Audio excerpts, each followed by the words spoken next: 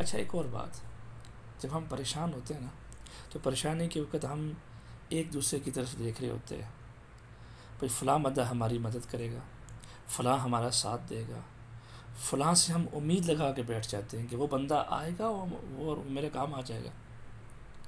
کبھی نہیں آتا، کوئی کسی کا ساتھ نہیں دیتا، پریشانی میں کوئی کسی کا ساتھ نہیں دیتا.